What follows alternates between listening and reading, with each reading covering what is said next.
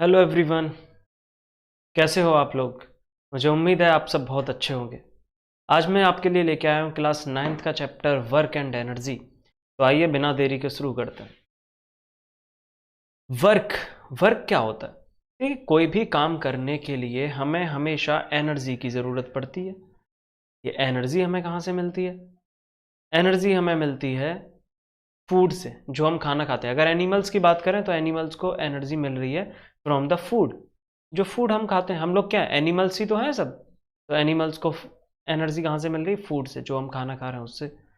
Machines machines के लिए हमारे पास ऑयल है, तेल डाल रहे हैं सबके अंदर, पेट्रोल डीजल, ये कार, ट्रैक्टर, जेसीबी और भी बहुत सारी चीज़ें। ये सब क्या है? ये मशीन है। मशीन को कहाँ से एनर्जी मिल रही है? फ्यूल से। तो वर्क करने के लिए एनर्जी की रिक्वायरमेंट है। एनर्जी एनिमल्स को मिलती है फूड से और मशीन को मिलती है फ्यूल से। अब ये जो वर्क है, कब कब वर्क हो सकता है? कौन सी ऐसी कंडीशन है जब हम कहेंगे वर्क हुआ है? कौन सी ऐसी कंडीशन है जब हम कहेंगे वर्क नहीं हुआ?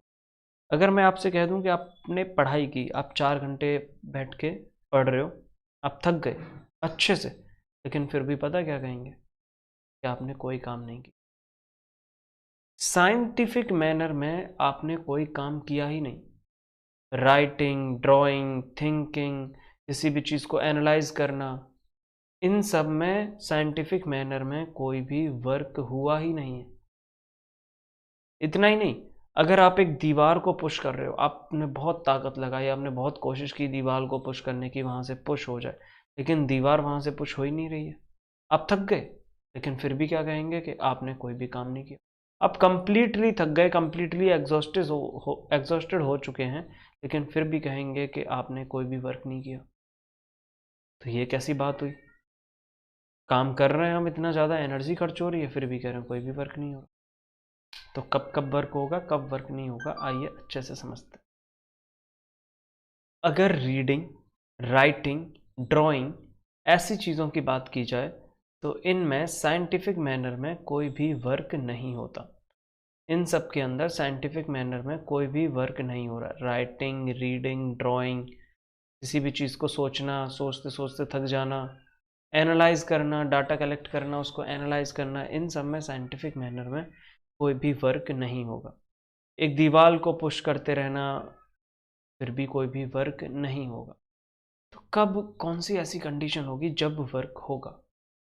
या क्या करें ऐसा कि जिससे साइंटिफिक मैनर में हम कह सकें कि हमने काम किया? हालांकि ये सभी जो केसेस हैं, they are entirely energy taking.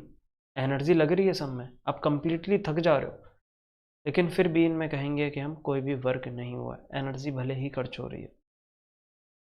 तो हम कब कहेंगे कि वर्क हुआ है? देखो, वर्क हम तब कहेंगे जब कोई भी ऑब्जेक्ट मूव करना शुरू कर दे। जब कोई भी ऑब्जेक्ट रेस्ट से मोशन में आ जाए, तब हम कहेंगे वर्क हुआ है। When A object starts motion, when a body starts motion, अगर कोई भी बॉडी मूव कर रही है तब हम कहेंगे वर्क हुआ है। या फिर a body comes in rest, या फिर कोई भी मूविंग बॉडी रुक जाए, तब हम कहेंगे वर्क हुआ है। या फिर किसी भी बॉडी का शेप एंड साइज चेंज हो जाए, शेप एंड साइज चेंज हो, तब हम कहेंगे वर्क हुआ है। तब हम कहेंगे वर्क हुआ है।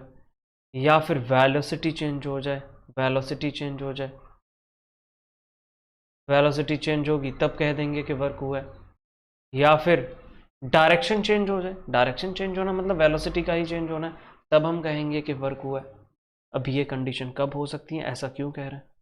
जैसे मान लीजिए कि कोई भी आपके सामने कोई भी बॉक्स रखा हुआ है, आपने उस पर फोर्स लगाई, बॉक्स पे, बॉक्स मूव कर गया, तब हम कहेंगे कि you have done the work. अब देखो कितनी अजीब सी सिचुएशन है। एक बॉक्स को पुश आपने किया, तो कह रहे हैं वर्क हुआ है। आप थक गए, अब पढ़ते पढ़ते थक गए, कह रहे हैं काम नहीं हुआ। इतनी गलत बात है। ऐसे ही चेंज इन, देखो तो वर्क कब हो रहा है? वर्क हो रहा है चेंज इन पोजीशन पे, यानी कि a object comes to rest और एन ऑब्जेक्ट स्टार्ट्स मूविंग। दोनों ही कंडीशन में हम कहेंगे जब डिस्प्लेसमेंट हुआ हो कि वर्क हुआ है। किसी भी ऑब्जेक्ट को पुश करना, जैसे change in speed, speed change होना यानी कि वेलोसिटी का चेंज होना, डायरेक्शन चेंज होना यानी कि वेलोसिटी का चेंज होना। तो दोनों ही केसेस में हम कहेंगे कि आपने वर्क किया। जैसे मान लो आप क्रिकेट खेल रहे हो, सामने से बॉलर ने बॉल कराई और आपने थोड़ा आगे बढ़ के लगाया सिक्सर, तो अब हम कहेंगे कि आपने वर्क किया। क्यों? क्योंकि आपने उस मूविंग ऑब्जेक्ट की डायरेक्शन चेंज कर दी, वेलोसिटी चेंज हो गई, और वेलोसिटी चेंज मतलब आपने वर्क किया है। कोई भी स्प्रिंग है आपके पास, आपने स्प्रिंग को खींचा, खींचा आपने स्प्रिंग को, तो स्प्रिंग ने अपनी पोजीशन में चेंज किया, तब हम कहेंगे कि आपने वर्क किया। तब ऐसा कह सकते हैं कि आपने वर्क किया। तो आइए ज़रा और अच्छे से समझते हैं इस वर्क को, कब कब वर्क होगा, साइंटिफिक कॉन्सेप्ट क्या है वर्क का, वर्क कब होगा। ऐसे मान लो कि आपके पास यहाँ एक ऑब्जेक्ट है, आपके पास ये एक ऑब्जेक्ट है, इसका मास m है। इस ऑब्जेक्ट पे आपने एक फोर्स लगाई F, आपने क्या किया, फोर्स F लगाई। जैसे ये है हमारे पास, ये फोर्स लगा रहा है इसमें, और ये ऑब्जेक्ट यहाँ से मूव करके आगे की तरफ, ऑब्जेक्ट मूव करके आगे की तरफ। तो अगर कोई भी ऑब्जेक्ट मोशन में आ जाए तब हम कहेंगे कि वर्क हुआ है। ये साइंटिफिक कॉन्सेप्ट है। अगर कोई फोर्स किसी भी ऑब्जेक्ट में मोशन प्रोड्यूस कर दे तब हम कहेंगे कि वर्क हुआ है। Work is done when force produces motion in a body. अगर कोई भी बॉडी मूव करे, फोर्स मोशन प्रोड्यूस कर दे, तब हम कहेंगे कि वर्क इज डन, वर्क हुआ है। इस फोर्स के अंदर, इस फोर्स के इन्फ्लुएंस में अगर ये ऑब्जेक्ट मूव करेगा तो ये कुछ डिस्टेंस भी कवर करेगा, यहाँ से कुछ डिस्प्लेसमेंट भी होगा, कुछ डिस्टेंस भी होगा। अब इस डिस्प्लेसमेंट और डिस्टेंस का भी वर्क डन के केस में रोल है। क्या रोल है, आओ समझते हैं। देखो, अब अभी हमने सीखा कि वर्क के लिए क्या क्या चीज़ें ज़रूरी हैं। फोर्स, फोर्स जो हम किसी भी ऑब्जेक्ट पे पुश कर रहे होंगे, और ऑब्जेक्ट का मूव करना, ऑब्जेक्ट का मूव करना, दोनों ही चीज़ें इंपॉर्टेंट है। तो फोर्स के लिए कंडीशंस क्या हो गई, फोर्स होने के लिए, वर्क होने के लिए क्या क्या कंडीशंस होंगी। वर्क के लिए ज़रूरी है कि फोर्स अप्लाई की जाए। वर्क के लिए ज़रूरी है कि जिस ऑब्जेक्ट पे फोर्स अप्लाई कर रहे हैं वो डिस्प्लेस हो, वो मूव करे अपनी जगह से, अपनी जगह से पोजीशन में चेंज हो, तभी हम कहेंगे वर्क इज डन। एग्जाम्पल्स क्या हो सकते हैं वर्क डन के, वर्क के क्या एग्जाम्पल्स होंगे। अब देखो, वर्क कब होगा, अगर आप साइकिल चला रहे हो, आप एक साइकिलिस्ट हो, you are pedalling a cycle. जब आप साइकिल को पैडल कर रहे हो तो उस केस में साइकिल मूव कर रही है, आप फोर्स भी लगा रहे हो, मोशन भी हो रहा है, तब हम कहेंगे कि वर्क इज डन। साइकिल चला रहे हो मतलब वर्क डन। आपने कोई भी भारी सामान है, आपने बुक्स हैं, आपने अपनी बुक्स को ऐसे अपवर्ड डायरेक्शन में, वर्टिकली अपवर्ड डायरेक्शन में उठा लिया, या फिर डाउनवर्ड डायरेक्शन में आप रख रहे हो किसी भी ऑब्जेक्ट को, किसी भी वेट को, तब हम कहेंगे कि वर्क हुआ है, क्योंकि आपने फोर्स लगाई और डिस्प्लेसमेंट हो रहा है, तब हम कहेंगे वर्क हुआ है। आप किसी भी चीज़ को पुश कर रहे हो और पुश करने से वो ऑब्जेक्ट मूव कर गया, मोशन में आया, तब कहेंगे कि वर्क हुआ है। तो कौन सी ऐसी कंडीशन है जिसमें वर्क नहीं हो। अब दोनों में से कोई एक काम ना हो, या तो आप फोर्स नहीं एक्सर्ट कर रहे हो, तब कह देंगे कि वर्क तो हुआ ही नहीं, फोर्स ही नहीं होगा तो वर्क नहीं होगा। या फिर डिस्प्लेसमेंट ना हो, कोई भी ऑब्जेक्ट अपनी जगह से मूव ना करे, तब कह देंगे कि कोई भी वर्क नहीं हुआ। जैसे फॉर एग्जाम्पल, आप एक दीवार पे फोर्स लगा रहे हो, आप एक दीवार पे फोर्स लगा रहे हो, लेकिन दीवार तो अपनी जगह से मूव नहीं करेगी ना, तो उस केस में हम कहेंगे कि वर्क इज नॉट डन। तो अगर कोई भी आदमी, कोई भी man applying force on a big rock और ऑन ए वॉल, किसी भी दीवार पे या फिर किसी बड़े से पत्थर पे, हैवी रॉक पे अगर फोर्स लगाई जाए तो ये ऑब्जेक्ट अपनी जगह से मूव नहीं करेंगे, मतलब वर्क नहीं हुआ। आपने अपने सिर पे, एक सिर पे कोई भी लोड रख लिया, वेट रख लिया, और आप खड़े हो, खड़े हो एक जगह, स्टैंड स्टेशनरी, तब हम कहेंगे कोई भी वर्क नहीं हो। आप चलते भी रहो ना, तब भी हम कहेंगे कि कोई भी वर्क नहीं हो। सिर पे कोई भी वेट रख के चलते भी रहो, तब भी कहेंगे कि कोई भी वर्क नहीं हो। क्यों कहेंगे, वो आगे बढ़ेंगे। लेकिन अभी के लिए ये है कि अगर आप कहीं भी खड़े हो एक जगह, कोई भी वेट अपने सिर पे रख के या अपने हाथ में लेके, तो हम कहेंगे you are not doing any work. अगर आप स्टेशनरी हो तो कोई भी वर्क नहीं होगा। जैसे कुली कभी ट्रेन का वेट कर रहा हो अपने सिर पे सामान रख के, तो हम उस केस में कहेंगे he is not doing any work.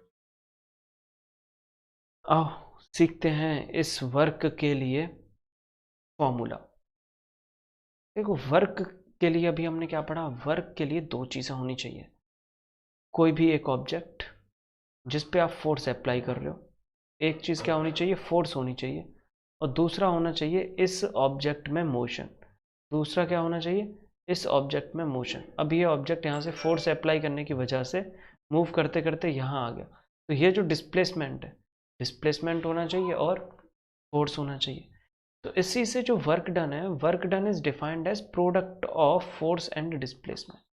Work क्या होता है, प्रोडक्ट ऑफ फोर्स अप्लाइड, जो आप फोर्स अप्लाई कर रहे हो, force applied and displacement, displacement और फोर्स अप्लाइड के प्रोडक्ट को ही वर्क डन कहते हैं।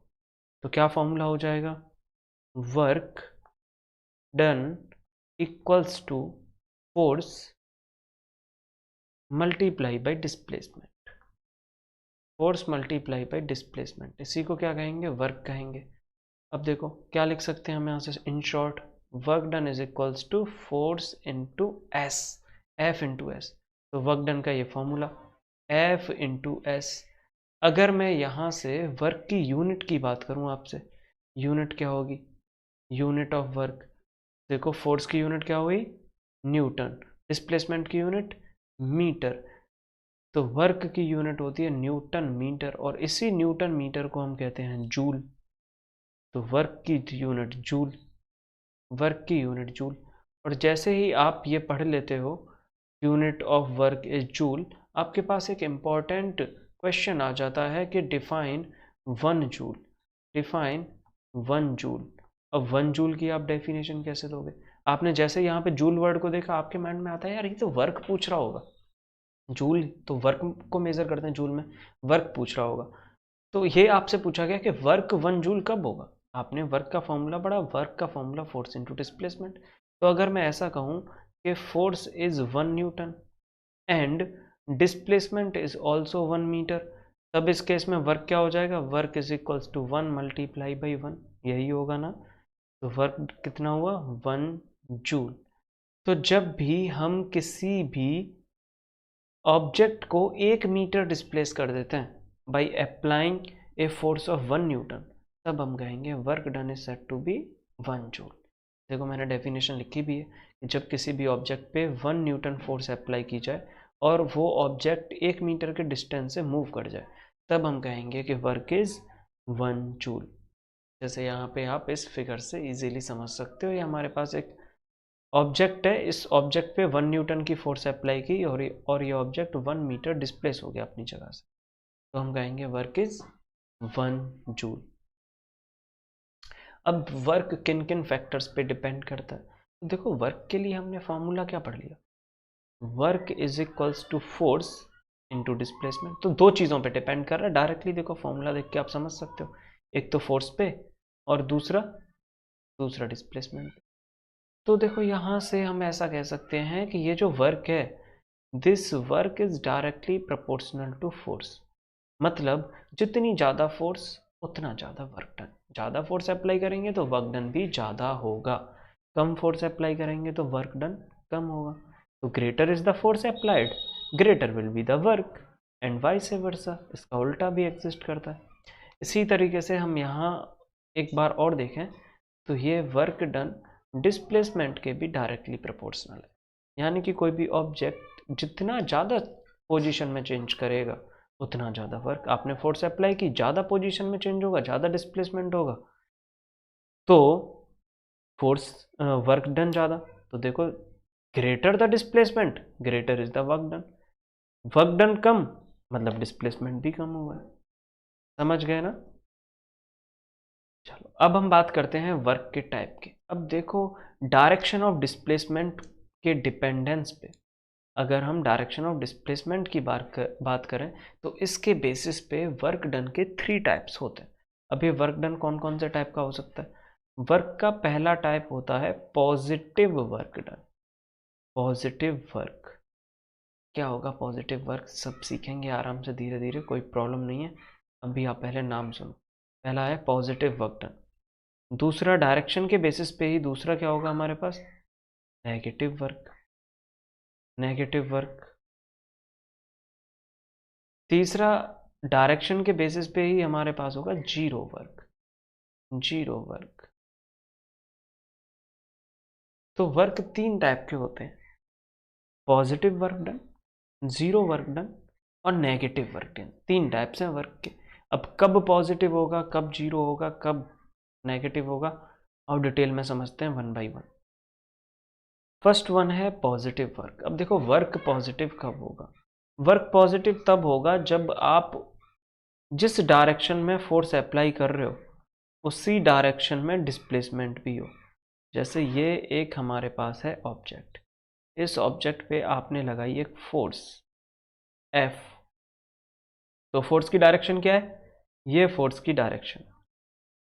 ऑब्जेक्ट किधर मूव करेगा, ऑब्वियसली ऑब्जेक्ट इधर ही मूव करेगा, इसी डायरेक्शन में मूव करेगा। तो फोर्स और डिस्प्लेसमेंट दोनों की डायरेक्शन सेम है। और जब जब ऐसा होगा कि फोर्स और डिस्प्लेसमेंट दोनों की डायरेक्शन सेम होगी, तब हम कहेंगे कि वर्क डन इज पॉजिटिव। तब हम क्या कहेंगे कि जो वर्क हुआ है वो पॉजिटिव है। फोर्स और डिस्प्लेसमेंट दोनों की डायरेक्शन सेम, तब हम कहेंगे कि वर्क इज पॉजिटिव। जैसे आप यहाँ डायग्राम में समझ सकते हो, ये बच्चा क्या कर रहा है, इस कार को खींच रहा है अपनी तरफ। तो जिधर वो फोर्स लगा रहा है उसी तरफ ये कार मूव कर रही है, तब हम कहेंगे कि वर्क इज पॉजिटिव। समझ रहे हो ना। चलो नेगेटिव वर्क समझते हैं क्या होगा। देखो नेगेटिव वर्क का मतलब है कि आप फोर्स जिधर लगा रहे हो डिस्प्लेसमेंट उसके अपोजिट हो, एकदम अपोजिट 180 डिग्री। जैसे इस डायग्राम को समझो जरा, ये डायग्राम है, डायग्राम पे ये आप एक एक्सटर्नल फोर्स लगा रहे हो। पुशिंग फोर्स मतलब एक्सटर्नल फोर्स जो आपने लगाई, तो एक्सटर्नल फोर्स आप लगा रहे हो तो ऑब्जेक्ट क्या करेगा, जिधर आप फोर्स लगा रहे हो उधर मूव करेगा। बिल्कुल सही ना। हाँ। अब आपने एक कॉन्सेप्ट पढ़ा है फ्रिक्शन। फ्रिक्शन क्या होता है, जो मोशन का अपोज करे, मोशन के अपोजिट डायरेक्शन में, मोशन के अपोजिट डायरेक्शन।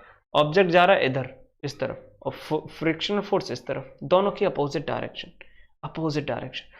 तो जो फ्रिक्शनल फोर्स से वर्क होगा that work will be negative. आपने जो फोर्स अप्लाई की, आपने जो वर्क किया वो तो पॉजिटिव है, लेकिन फ्रिक्शनल फोर्स अपोजिट है।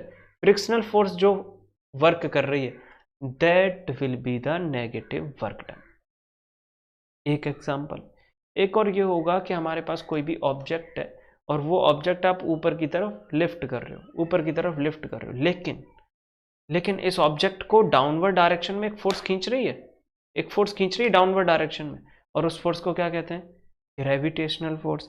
तो ग्रेविटेशनल फोर्स जो वर्क करेगी that is also negative work done, क्योंकि ग्रेविटेशनल फोर्स डाउनवर्ड डायरेक्शन में किसी भी ऑब्जेक्ट को खींच रही है, लेकिन ऑब्जेक्ट आप किधर लेके जा रहे हो, ऊपर। तो आप वर्क कर रहे हो ग्रेविटी के अगेंस्ट, और ग्रेविटी के अगेंस्ट वर्क, यानी कि this will be the negative work done. बहुत बढ़िया। आओ नेक्स्ट कॉन्सेप्ट जीरो वर्क और सीखते हैं। जीरो वर्क क्या होगा। देखो वर्क जीरो कब हो सकता है, हमने तो भाई एक फॉर्मूला पढ़ा है वर्क का, हमने तो ये पढ़ लिया कि work is force into displacement, work is force into displacement. तो देखो अगर अगर फोर्स हो जीरो, आप फोर्स ही अप्लाई नहीं कर रहे, तो वर्क कैसा हो जाएगा, रखना है यहाँ पे zero, then work done will also be zero. Work done zero, force zero, work done zero.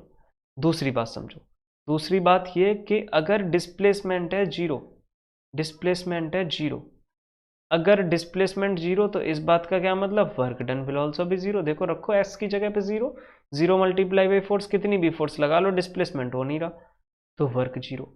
दो बातें तो हो गई है कि अगर फोर्स जीरो तब भी जीरो वर्क डन होगा, अगर डिस्प्लेसमेंट जीरो तब भी जीरो वर्क डन होगा।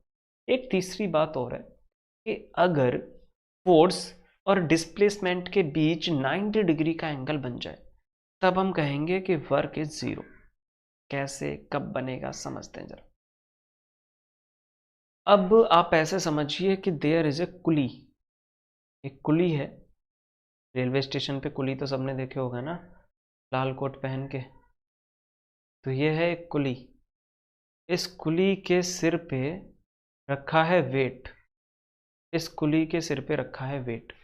आपने पढ़ा है कि वेट की वजह से हमेशा डाउनवर्ड डायरेक्शन में एक फोर्स लगती है, ग्रेविटेशनल फोर्स जिसे कहते हैं। हमेशा अर्थ किसी भी वेट को अपनी तरफ अट्रैक्ट करती है और उस फोर्स को कहते हैं, जिस फोर्स से अट्रैक्ट करती है उस फोर्स को कहते हैं ग्रेविटेशनल फोर्स। तो डाउनवर्ड डायरेक्शन में एक फोर्स लग रही है, डाउनवर्ड डायरेक्शन में एक फोर्स लग रही है mg, डाउनवर्ड डायरेक्शन में एक फोर्स लग रही है mg, करेक्ट ना। अब अगर मैं आपसे ऐसा कहूं कि ये इस तरफ मूव कर रहा है, ये इस तरफ मूव कर रहा है विद वेलोसिटी v, जा रहा है अपना ट्रेन में सामान रखने, कुली सिर पे सामान ले जाके। तो देखो डिस्प्लेसमेंट किधर, जिधर जा रहा है उधर, इस तरफ डिस्प्लेसमेंट, फोर्स किधर, ग्रेविटेशनल फोर्स नीचे, नीचे। दोनों के बीच एंगल कितना, दोनों के बीच एंगल कितना, दोनों के बीच एंगल है 90। जब भी दोनों बातों, कौन कौन सी, डिस्प्लेसमेंट ऑफ फोर्स, जब भी डिस्प्लेसमेंट ऑफ फोर्स के बीच एंगल होगा 90, तब work done will be zero, तब वर्क कैसा होगा, work will be zero.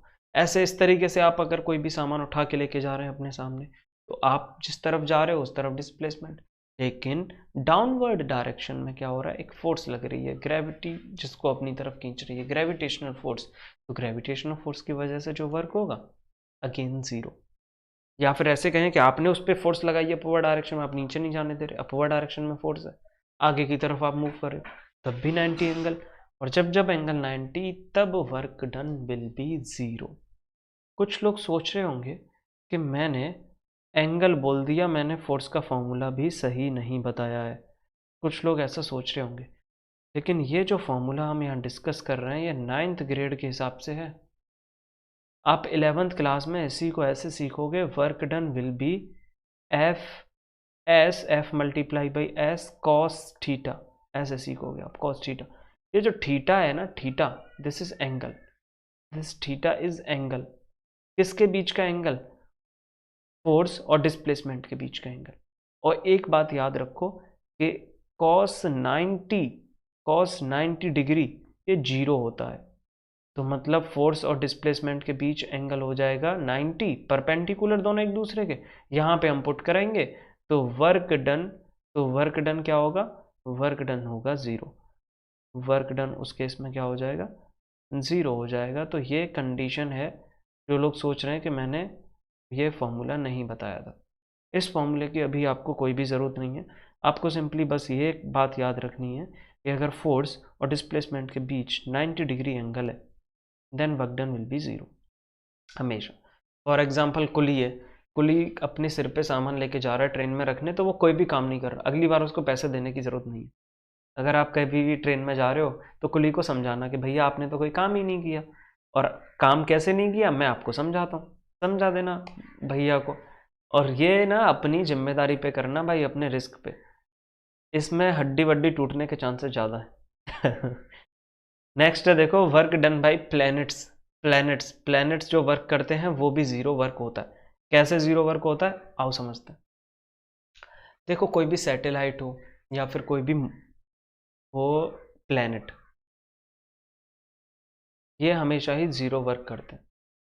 Motion of satellite या फिर कोई भी प्लैनेट, सैटेलाइट अराउंड अर्थ, अर्थ के चारों तरफ कोई भी सैटेलाइट घूम रही है, या फिर मैं ऐसे कहूँ motion of planets around sun, ये सब क्या जीरो वर्क करते हैं। जब ये रिवॉल्व करते हैं तो जीरो वर्क। अब जीरो वर्क कैसे, आओ बात समझते।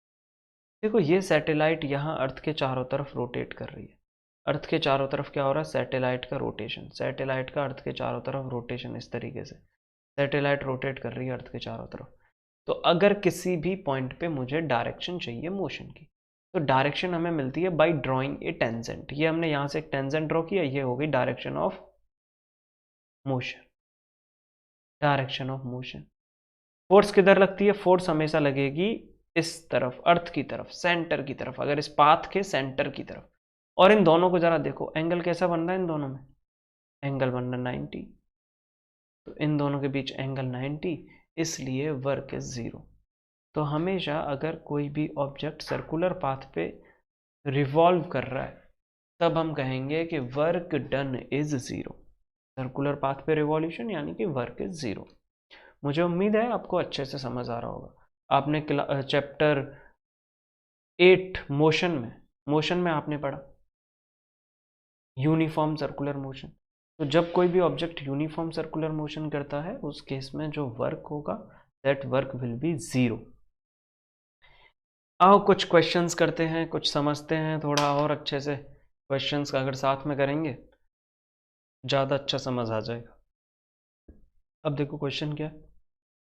एक कुली लिफ्ट से luggage 15 kg from ground and puts it on his head 1.5 metre above ground. तो अब हमें यह बताना है कि उसने काम कितना किया। देखो काम कितना करेगा कुली, देखते हैं। आपको क्या गिवन है? आपको गिवन है मास कितना 15 kg। और आपको क्या गिवन है? आपको गिवन है कि उसने इसको यहाँ से उठा के, ग्राउंड से उठा के और अपने सिर पे रखा। तो ये वाला, ये क्या है? हाइट, यानी कि डिस्प्लेसमेंट कितना हुआ। ऑब्जेक्ट को, किसी भी वेट को यहाँ से उठाया और अपने सिर पे रखा। तो 1.5 मीटर क्या है? डिस्प्लेसमेंट। तो डिस्प्लेसमेंट गिवन है 1.5 मीटर। पूछा है वर्क, तो वर्क का फॉर्मूला क्या? वर्क डन, आपने फॉर्मूला पढ़ा W is equals to F into S. अब वर्क डन आप निकालोगे। फोर्स क्या होता है भाई? अब देखो किसी भी ऑब्जेक्ट को जब आप वर्टिकली लिफ्ट कर रहे हो तो उस केस में जो वर्क होगा, उस केस में जो फोर्स लगेगी that force is in downward direction towards the centre of earth.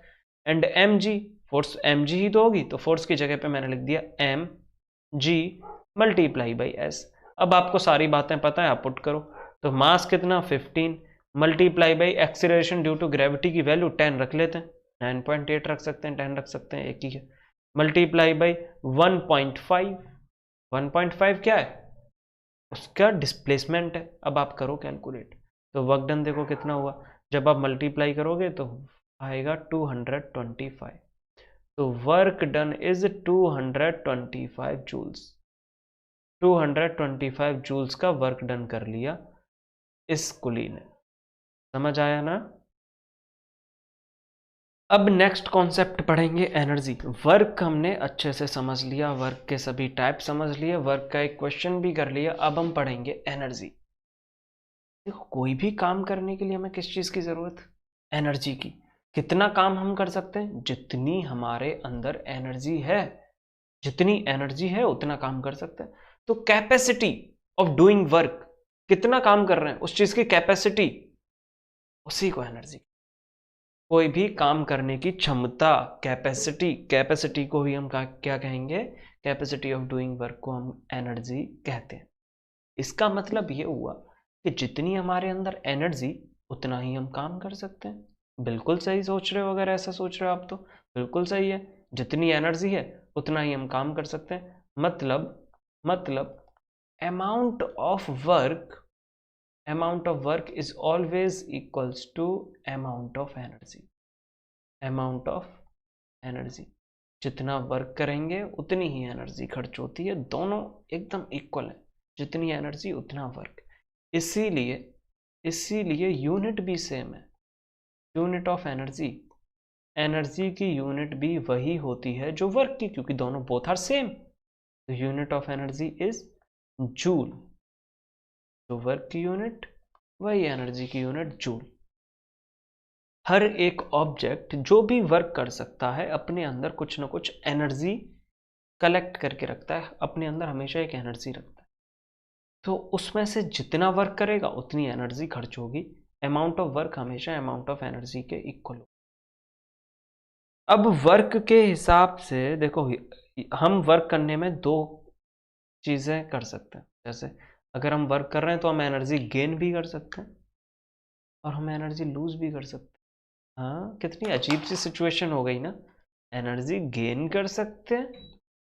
Gain करने का क्या मतलब हुआ? कैसे गेन करेंगे? अब हम काम करेंगे तो एनर्जी खर्च ही होगी ना। कैसे गेन होगी? अजीब सी बात नहीं बोल रहा मैं। आओ देखो समझते हैं ऐसी चीज को कि हम एनर्जी कैसे गेन करते हैं। आप मान लो स्टेयर्स पे जा रहे हो। देखो जब हम स्टेयर्स पे चढ़ते हैं ना, तो चढ़ने में हमें ज़्यादा ताकत लगानी पड़ती है, जल्दी एग्जॉस्टेड हो जाते हैं, ज़्यादा एनर्जी खर्च करनी पड़ती है। क्यों बताओ, सही कह रहा हूँ ना? और उतरने में कम। जब हम उतरते हैं सीढ़ियों से तो कम एनर्जी खर्च होती है, और जब हम सीढ़ियों पर चढ़ रहे हैं तो ज़्यादा ताकत लगानी पड़ती है, ज़्यादा एनर्जी खर्च होती है। तो देखो ऐसा इसलिए है क्योंकि जब भी हम ऊपर जा रहे हैं तो हम ग्रेविटी के अगेंस्ट वर्क कर रहे हैं। अर्थ हमें डाउनवर्ड डायरेक्शन में खींच रहा है, लेकिन हम ऊपर जा रहे हैं, ग्रेविटी के अगेंस्ट वर्क कर रहे हैं, तो हमें ज़्यादा एनर्जी खर्च करनी पड़ती है। उस टाइम पे हम क्या कर रहे हैं? We are losing the energy. अब आप सोचोगे कि जब हम उतर रहे हैं तब तो हम ग्रेविटी पर वर्क कर रहे हैं ना, we are doing work on gravity, जिधर ग्रेविटी उसी तरफ वर्क कर रहे हैं। बिल्कुल सही सोच रहे हो। तो जब हम सीढ़ियों से नीचे उतरते हैं तो we are doing the work on gravity, और उस केस में हम एनर्जी गेन करते हैं। हमें एनर्जी खर्च करने की जरूरत नहीं है, गेन करते हैं, लेकिन फिर भी थोड़ी बहुत खर्च होती है। अब वो थोड़ी बहुत कहाँ जा रही है? वो थोड़ी बहुत जा रही है खुद को बैलेंस करने में। अगर बैलेंस ही नहीं करोगे तो गिर जाओगे ना, लुढ़कते लुढ़कते नीचे आओगे सीढ़ियों से, हो सकता है फिर उठ ही ना पाओ। ठीक है ना? तो एनर्जी हम गेन कर रहे हैं सीढ़ियों से उतरते टाइम, लेकिन थोड़ी बहुत जो हम खर्च कर रहे हैं बहुत ही कम, फील भी नहीं हो रही खुद को बैलेंस करने में। अब एनर्जी के भाई डिफरेंट टाइप्स होते हैं, बहुत सारे टाइप्स हैं एनर्जी के। एक एक डेफिनेशन सबकी पढ़ेंगे, इन शॉर्ट मैंने सबकी डेफिनेशन आपके लिए लिखी हुई है। मैकेनिकल एनर्जी, अब देखो मैकेनिकल एनर्जी जो है ना, वो टोटल एनर्जी होती है। टोटल एनर्जी होती है। क्या टोटल एनर्जी है ये पढ़ेंगे, अभी धीरे धीरे पढ़ेंगे, कोई इशू नहीं है, सारी एनर्जी पढ़नी है आराम से। एक बार पहले सबके नाम देख लो। Mechanical energy, thermal energy. Mechanical energy होती है टोटल एनर्जी। दो टाइप की एनर्जी होती है मेन, काइनेटिक और पोटेंशियल, दोनों के सम को मैकेनिकल कह देते हैं। धीरे धीरे पढ़ेंगे क्या है काइनेटिक, क्या है potential. Thermal energy, thermal word का मतलब है हीट। इस थर्मल वर्ड का मतलब है हीट, तो हीट की वजह से जो energy, thermal energy. Nuclear energy, अब सभी एटम्स होते हैं, केमिस्ट्री में आपने पढ़ा है, एटम है, एटम के अंदर न्यूक्लियस है, न्यूक्लियस ने एटम्स को, न्यूक्लियस ने इलेक्ट्रॉन्स को अपने चारों तरफ बाउंड किया, इलेक्ट्रॉन्स और प्रोटॉन्स को, तो वहां जो एनर्जी लग रही है उन सबको बाउंड करने में, दैट इज न्यूक्लियर एनर्जी। फिर केमिकल एनर्जी, केमिकल एनर्जी देखो क्या होगी, किसी भी केमिकल के अंदर जो एनर्जी होती है वो केमिकल एनर्जी है। Electromagnetic radiation, electromagnetic energy, sunlight के अंदर जो एनर्जी होती है वो electromagnetic energy. Sound energy, sonic energy भी कह देते हैं। ग्रेविटेशनल एनर्जी, अगर आप किसी सर्टेन हाइट पे हो तो ग्रेविटी अपनी तरफ खींच रही हो, उस केस में ग्रेविटेशनल एनर्जी। काइनेटिक एनर्जी, अगर कहीं मोशन हो रहा है तो काइनेटिक एनर्जी। अगर आपने कोई पोजीशन अटेन कर ली, आपने किसी पोजीशन पे आप बैठे हो, एक सर्टेन हाइट पे बैठे हो अर्थ से, तो उस केस में पोटेंशियल एनर्जी। आयंस है, आयनाइजेशन एनर्जी, किसी भी एटम का आयंस में टूट जाना, तो उस टाइम पे जो एनर्जी रिलीज होगी दैट इज आयनाइजेशन एनर्जी। सबकी एक एक डेफिनेशन पढ़ेंगे, धीरे धीरे समझेंगे कि ये डिफरेंट टाइप्स ऑफ एनर्जी क्या होती है। एक एक करके शुरुआत करते हैं। सबसे पहले पढ़ेंगे काइनेटिक एनर्जी। अब देखो अगर कोई भी ऑब्जेक्ट मोशन कर रहा हो तो मोशन की वजह से जो एनर्जी होती है ना, that is called kinetic energy. Kinetic energy क्या है? Energy due to motion, motion की वजह से जो एनर्जी, दैट इज, अब देखो अगर आप चल रहे हो तो आप एक एनर्जी खर्च कर रहे हो, अब मोशन में हो मतलब एक एनर्जी रिलीज हो रही है, एक एनर्जी खर्च हो रही है, that energy is called kinetic energy. Kinetic word का मतलब ही होता है मोशन, तो मोशन की वजह से जो एनर्जी होती है that is called kinetic energy. तो हर एक मूविंग ऑब्जेक्ट एनर्जी पजेस करता है, and that energy is called kinetic energy. दूसरे वर्ड्स में कहें तो देखो मैंने डेफिनेशन लिखी हुई, in other words energy due to motion, motion की वजह से जो एनर्जी होगी उसको हम क्या कहेंगे? काइनेटिक एनर्जी कहेंगे। काइनेटिक एनर्जी के एग्जांपल क्या हो सकते हैं? एक बॉल, क्रिकेट बॉल मूव कर रही है, रनिंग वाटर है, बहता हुआ पानी है, गोली, बंदूक से निकली हुई गोली जा रही है, वो भी मूविंग बुलेट है, मूविंग है। अब मोशन में जो जो चीज़ें हैं सब कुछ, सबके पास काइनेटिक एनर्जी। हवा बह रही है उसके पास अपनी काइनेटिक एनर्जी, कार चल रही है, साइकिल चल रही है, स्कूटर चल रहा है, सबके पास अपनी काइनेटिक एनर्जी है। दौड़ रहे हो तुम और कुछ नहीं तो दौड़ रहे हो, मोशन में हो, काइनेटिक एनर्जी है। आपने एक बॉल को रोल करवा दिया ग्राउंड पे, बॉल रोल करते हुए जा रही है, पत्थर रोल करते हुए जा रहा है, काइनेटिक एनर्जी है। आपने अपने दोस्त को पकड़ा और पकड़ के फेंक दिया, वो जा रहा है, अब वो जा रहा है ग्राउंड पे, ग्रास पे एकदम घसीटते हुए, काइनेटिक एनर्जी है। एग्जाम्पल कोई भी ट्राई करने की जरूरत नहीं है, बस समझने की जरूरत है। क्रिकेट खेलना समझ आ जाएगा, जो बॉल मूव कर रही है काइनेटिक एनर्जी है। अब काइनेटिक एनर्जी के लिए क्या फॉर्मूला होगा, क्या है ये काइनेटिक एनर्जी, क्या फॉर्मूला होगी? ऐसे मान लो कि हमारे पास है एक ऑब्जेक्ट जिसका मास m, और ये ऑब्जेक्ट मूव कर रहा था with A velocity u velocity के साथ ऑब्जेक्ट मूव कर रहा है। लेकिन हम खुराफाती, नहीं लग रहा मन कि ऐसे कैसे मूव कर रहा है, आए पीछे से फोर्स लगा दी, एफ फोर्स लगा दी इस पे। अब क्या होगा, फोर्स लगा दी, जिस वेलोसिटी से मूव कर रहा था वेलोसिटी में चेंज आएगा। मान लो कि इसने एस डिस्प्लेसमेंट कवर किया था, लेकिन इतने में ही आपने लगा दी इस पे फोर्स के लगाते ही इसकी वेलोसिटी हो गई v, तो वेलोसिटी चेंज हो गई आपकी फोर्स की वजह से। मान लो कि इसमें जो एक्सीलरेशन आया, दैट एक्सीलरेशन a, वो एक्सीलरेशन a है। अब देखते हैं कि काइनेटिक एनर्जी क्या हो जाएगी। तो देखो भाई, फोर्स लगा रहे हैं, वेलोसिटी में चेंज हो रहा है, भाई वर्क तो हुआ होगा, मानोगे बात या नहीं? बताओ, ये वाली बात मानोगे या नहीं? तो वर्क के लिए हमने फॉर्मूला पढ़ा हुआ है भाई, फोर्स इनटू डिस्प्लेसमेंट। सही बात है ना? फोर्स के लिए भी एक फॉर्मूला पढ़ा है आपने, तो आपने फोर्स के लिए एक फॉर्मूला पढ़ा है, मास इनटू एक्सीलरेशन। तो ये हमारे पास हो गया work done is equals to mass into acceleration, सही कह रहा हूं ना मैं? आओ एक चीज और समझें। Equation third equation of motion, third equation of motion क्या कहती है? थर्ड इक्वेशन ऑफ मोशन होती है भाई v स्क्वायर माइनस के u square is equals to 2as। ये है हमारे पास थर्ड इक्वेशन। अब भाई ये जो 2a हैं इनको जरा लेकर जाना इस तरफ, तो क्या होगा हमारे पास, s डिस्प्लेसमेंट निकल रहा है, देखो displacement s is equals to v square minus के u square upon 2a, displacement ये आ गया।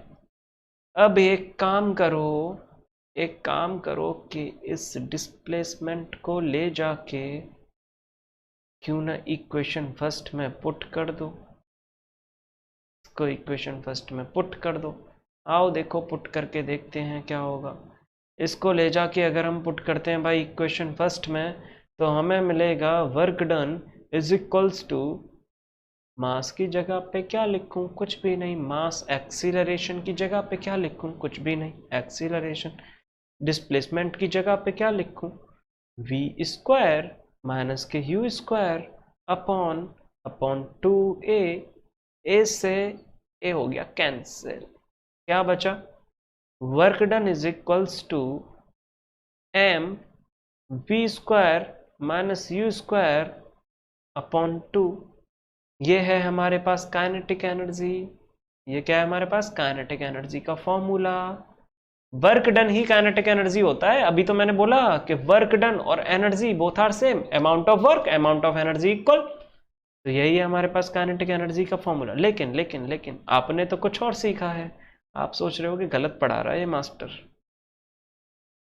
आओ समझते हैं। देखो, अगर मैं आपसे ऐसा कहूं कि इफ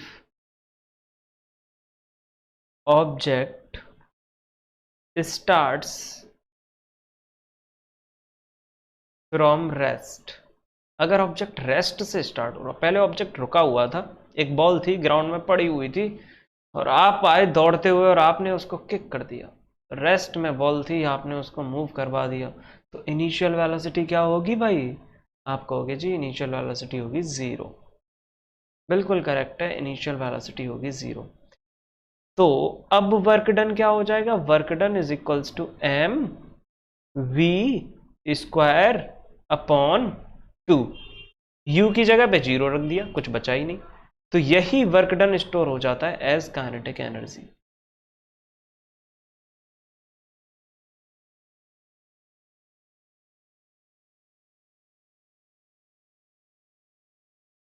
यही वर्क डन स्टोर हो जाता है एज काइनेटिक एनर्जी। तो काइनेटिक एनर्जी के लिए क्या फॉर्मूला है? देखो, काइनेटिक एनर्जी को इन शॉर्ट आप के ई लिख सकते हो, काइनेटिक एनर्जी, या फिर आप ऐसे लिख सकते हो ई के, ये भी काइनेटिक एनर्जी। फॉर्मूला क्या हो गया? देखो 1/2 एम वी स्क्वायर। देखो यही तो है, एम वी स्क्वायर बाई 2, वही तो लिखा मैंने, एम वी स्क्वायर बाई 2। तो काइनेटिक एनर्जी का फॉर्मूला यहां से क्या हुआ? M V square by 2, 1/2 M V square, half M V square, जैसे मन करे वैसे बोलो। अब कौन कौन सी ऐसी फैक्टर्स हैं, कौन कौन सी ऐसी बातें हैं जो काइनेटिक एनर्जी को कम कर सकते हैं, ज़्यादा कर सकते हैं, काइनेटिक एनर्जी पे अफेक्ट डालते हैं? तो आओ भाई देखते हैं। देखो, काइनेटिक एनर्जी का फॉर्मूला 1/2 एम वी स्क्वायर। 1/2 तो कांस्टेंट है, चेंज थोड़ी होगा। 1/2 आधा तो आधा है। मास कम और ज़्यादा हो सकता है किसी ऑब्जेक्ट का, वेलोसिटी कम और ज़्यादा हो सकती है किसी ऑब्जेक्ट की। तो पहली बात तो भाई ये रही, पहली बात तो ये रही कि जो काइनेटिक एनर्जी है, that kinetic energy is directly proportional to mass. Greater is the mass, greater is the kinetic energy. Kinetic energy, mass ज़्यादा मतलब काइनेटिक एनर्जी भी ज़्यादा होगी। Greater is the mass, higher is the kinetic energy.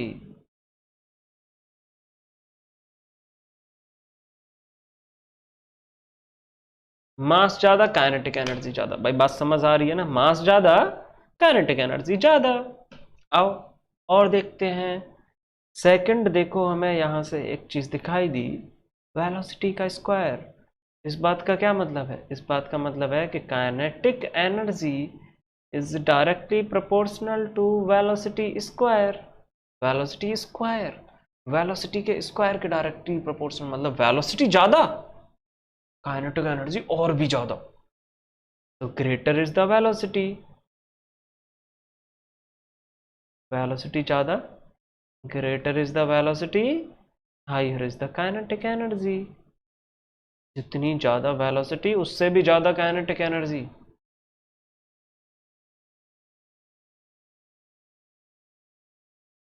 तो kinetic energy depend करती है भाई दो फैक्टर्स पे, एक तो मास पे और दूसरा वेलोसिटी पे। वेलोसिटी के स्क्वायर के डायरेक्टली प्रोपोर्शनल है काइनेटिक एनर्जी, एंड मास के डायरेक्टली प्रोपोर्शनल है। मास के डायरेक्टली प्रोपोर्शनल मतलब जिसमें मास ज़्यादा उसकी वेलोसिटी ज़्यादा। तो अगर मान लो दो हमारे पास ऑब्जेक्ट है, एक ट्रक है, ट्रक 8,000 किलो वजन, एक कार है 1,500 किलो वजन, दोनों सेम स्पीड से चल रहे हैं, किसकी वेलोसिटी ज़्यादा? बोलो।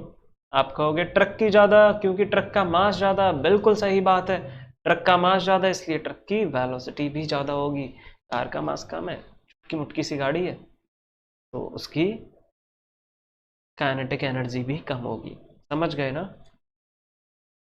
आओ इसी बात पे एक क्वेश्चन कर लेते हैं फटाफट से, फटाक से देखते हैं क्या क्वेश्चन है। देखो क्वेश्चन है, an object of mass 15 kg is moving with a uniform velocity of 4 metre per second. What is the kinetic energy? आपको क्या गिवन है? आपको गिवन है मास 15 किलो, आपको गिवन है वेलोसिटी, कितनी वेलोसिटी? 4 metre per second. बोला है काइनेटिक एनर्जी निकालो। आप भी क्या कह रहे हो, क्या क्वेश्चन है ये, इतना इजी? काइनेटिक एनर्जी का फॉर्मूला लिख दो, M V square 1/2 into mass लिख दो, मास कितना भाई 15 है, इंटू वेलोसिटी का स्क्वायर, वेलोसिटी कितनी 4, 4 का स्क्वायर कर दो। लो यार, तो क्या हो गया 1/2 इंटू 15 इंटू 4 का स्क्वायर कितना? 16 है, 16 ही तो होगा। 2 से 16 को कट कर दिया, 8 टाइम्स कैंसिल, 15 का 8 में मल्टीप्लाई कर लोगे, तुम कहोगे लो जी आंसर आ गया 120 जूल। लो, निकल गई काइनेटिक एनर्जी। काइनेटिक एनर्जी कितनी निकली? 120 जूल्स काइनेटिक एनर्जी होगी इस 15 किलो के ऑब्जेक्ट के पास। समझ आ रहा है ना? आओ और अब एक स्टेप आगे बढ़ते हैं, अब देखते हैं पोटेंशियल एनर्जी क्या होती है।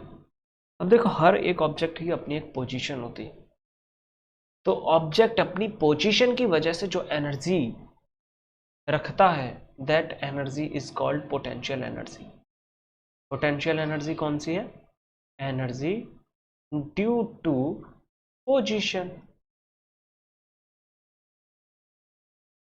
ऑब्जेक्ट की पोजीशन की वजह से जो एनर्जी होगी, ऑब्जेक्ट की उसके पोजीशन की वजह से जो एनर्जी होगी that is called potential energy. अब देखो क्या पोटेंशियल एनर्जी, अब देखो चेंज पोजीशन या फिर चेंज इन पोजीशन एक ही बात होगी, है ना।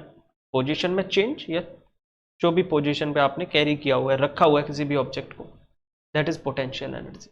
ये समझो जैसे देखो यहाँ पे बो एंड एरो। अब बो एंड एरो के केस में क्या है, आपके पास बो है, आप एरो को खींच रहे हो, जितना ज्यादा पोटेंशियल, जितना ज्यादा खींचोगे उतना ज्यादा एरो आगे जाता है। जितना ज्यादा खींचोगे, जितना ज्यादा खींच के रिलीज करोगे उतना ज्यादा डिस्टेंस कवर करेगा एरो। तो आपने जितना ज्यादा खींचा, change in position higher, potential energy भी ज्यादा, और इसकी वजह से एरो बहुत दूर तक जाता है। आप हल्का सा खींचोगे वहीं गिर जाएगा, पास में ही करेगा। कम खींचोगे पास, कम डिस्टेंस कवर करेगा, ज्यादा खींचोगे ज्यादा डिस्टेंस कवर करेगा। ठीक है ठीक है, ज्यादा मत सिखाओ, आता है। चलो अब देखो ये crane crane crane crane crane, ये क्रेन है, ये एक ऑब्जेक्ट को उठा रही है। जितना ऊपर लेके जाएगी ना हाइट, जितना ज़्यादा उठाएंगे, जितना ज़्यादा पोजीशन में चेंज होगा उतनी ज़्यादा पोटेंशियल एनर्जी। जितना ऊंचा रखेंगे उतनी ज़्यादा पोटेंशियल एनर्जी, और अर्थ सरफेस के जितने पास रखेंगे उतनी ही कम पोटेंशियल एनर्जी। समझ आ रहा है ना? ऐसा नहीं लग रहा कि अर्थ के पास रख रहे हैं तो पोटेंशियल एनर्जी कम है, अर्थ पे रख दो पोटेंशियल एनर्जी जीरो। हाँ हाँ हाँ हाँ हाँ, ऐसे ही है ऐसे ही है। पोटेंशियल एनर्जी जीरो ही होती है अर्थ पे, अर्थ के ऊपर है तो पोटेंशियल एनर्जी होगी। चलो और एग्जांपल देखते हैं भाई पोटेंशियल एनर्जी के। हाइड्रो पावर प्लांट के बारे में सुना होगा, बिजली बन रही है, कैसे बन रही है? टरबाइन घूम रही है, ऊपर से पानी गिर रहा है। कहाँ ऊपर से? पानी को हमने रखा है एक हाइट पे, और जब हम वाटर को एक हाइट पे रख रहे हैं, हाइट पे रखने का मतलब है कि उसके अंदर है एनर्जी। उसके अंदर क्या है? एनर्जी। और वही एनर्जी बाद में काइनेटिक एनर्जी में चेंज होती है। जैसे ही वाटर गिरने लगता है ना, तो वाटर मोशन में काइनेटिक एनर्जी में चेंज हुई, और वो काइनेटिक एनर्जी फिर टरबाइन के जरिए इलेक्ट्रिक एनर्जी में चेंज हो जाती है, इलेक्ट्रिसिटी में चेंज हो जाती है। चेंज वेंज बाद में पढ़ेंगे, अभी वैसे एग्जांपल समझ लो। तो देखो वाटर को हमने कहाँ पे रखा? एक हाइट पे। हाइट पे मतलब वाटर में है क्या है? पोटेंशियल एनर्जी है। खिलौना तो सबने देखा ही होगा, कह रहे खेले तो होगे बचपन में, हल्का हल्का तो याद होगा ही, नहीं तो घर में बच्चे होंगे, खिलौना कोई भी होगा। एक स्प्रिंग वाली कार आती थी, चाबी वाली, ऐसे घुमा रहे हैं और फिर छोड़ रहे हैं, वो आगे जा रही है। तो हम उसको इस तरीके से घुमा रहे हैं, उसके अंदर क्या स्प्रिंग है। स्प्रिंग में जितना ज्यादा ट्विस्ट करेंगे, जितना ज्यादा घुमाएंगे, उतना ज्यादा आगे जाती है वो टॉय कार। क्यों आगे जा रही है? क्योंकि ज़्यादा चेंज करेंगे अगर पोजीशन में, उसकी अपनी जो पोजीशन थी स्प्रिंग की, ज़्यादा चेंज करेंगे तो हाइयर पोटेंशियल एनर्जी होगी, और वो पोटेंशियल एनर्जी की वजह से कार आगे की तरफ मूव करवाती है। समझ आ रहा है ना? और अभी देखो ये बो एंड एरो का तुमने अभी समझ ही लिया। बो एंड एरो, जितना ज़्यादा स्ट्रिंग खींचोगे उतना ज़्यादा आगे तक जाएगा वो एरो। अब पोटेंशियल एनर्जी है भाई, किसी हाइट पे रखी है पोटेंशियल एनर्जी, सॉरी एक ऑब्जेक्ट है, ऑब्जेक्ट को किसी हाइट पे रखा है। अब हाइट पे रख दिया तो उसके अंदर कितनी पोटेंशियल एनर्जी होगी, क्या होगा? आओ समझे, कितनी पोटेंशियल एनर्जी होगी उस ऑब्जेक्ट के अंदर। तो देखो अगर हम किसी भी ऑब्जेक्ट को किसी हाइट पे रखते हैं, if we are keeping a object on some height, in that case potential energy is known as gravitational potential energy। और सिंपली पोटेंशियल एनर्जी कुछ नया नहीं है, ग्रेविटेशनल एनर्जी वही है कि ऑब्जेक्ट को अगर हमने रखा हाइट पे, तो हाइट पे होने की वजह से ऑब्जेक्ट के अंदर एक एनर्जी आ जाती है, that energy is called gravitational potential energy, और सिंपली एनर्जी। हाँ, कैसे डेफिनेशन होगी? इसकी, तो देखो it is defined as amount of work done required in raising the object. Object था पहले यहाँ पे, यहाँ था एक ऑब्जेक्ट अर्थ पे रखा हुआ है, अर्थ पे यहाँ से तुमने इस ऑब्जेक्ट को उठाया उठाया उठाया इस ऑब्जेक्ट को और यहाँ ले जाके रख दिया h हाइट पे रख दिया। तो अब आपने क्या किया, फोर्स लगाई, एक वर्क किया और यही वर्क डन पोटेंशियल एनर्जी में चेंज हो जाता है। इसी को हम क्या कहेंगे, पोटेंशियल एनर्जी कहेंगे। कैसे चेंज हो रहा है आओ देखते हैं। देखो आओ समझो, हमारे पास है एक m मास का ऑब्जेक्ट। इस m मास के ऑब्जेक्ट को आपने अपने हाथों से फोर्स लगाते हुए h हाइट एबव शिफ्ट कर दिया, यहां पे रख दिया। रास्ता कोई भी हो, चाहे तो सीधे सीधे ले जाके रख दो, चाहे घुमा फिरा के कहीं से भी लाके रख दो, कैसे भी रख दो, पाथ कैसा भी हो सकता है। पाथ का पोटेंशियल एनर्जी पे कोई फर्क नहीं पड़ता, कैसे भी ले जाओ। तो अब देखते हैं पोटेंशियल एनर्जी क्या होगी। पहले तो भैया जरा वर्क डन निकालते हैं हम लोग। क्यों? क्योंकि जब आप फोर्स लगा रहे हो और डिस्प्लेसमेंट हो ही रहा है तो वर्क डन तो हो ही रहा होगा।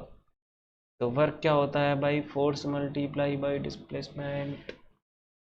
फोर्स कितनी, फोर्स का फॉर्मूला आपने क्या पढ़ा, ma। आपने फोर्स का फॉर्मूला क्या पढ़ा, ma। लेकिन ये ऑब्जेक्ट तो वर्टिकली जा रहा है ना, वर्टिकली y एक्सिस पे जा रहा है, तो एक्सीलरेशन विल बी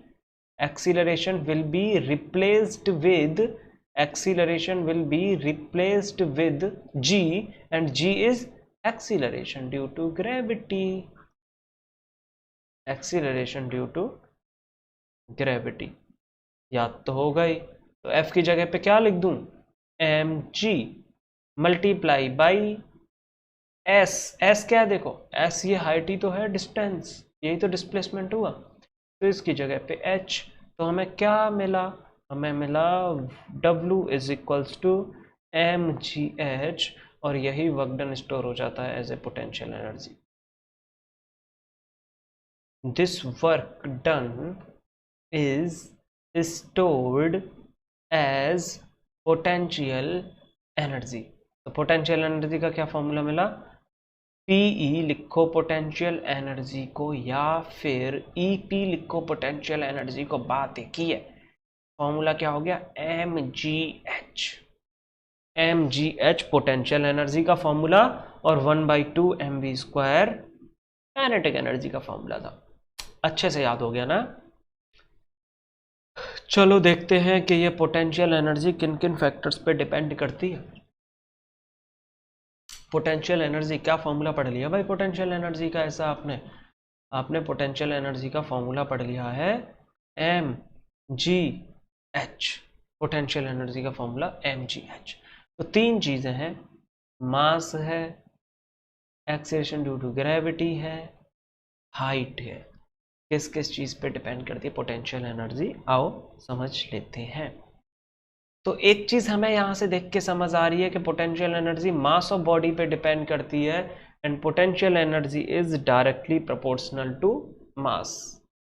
जितनी ज्यादा मास उतनी ज्यादा पोटेंशियल एनर्जी, मास ज्यादा पोटेंशियल एनर्जी ज्यादा।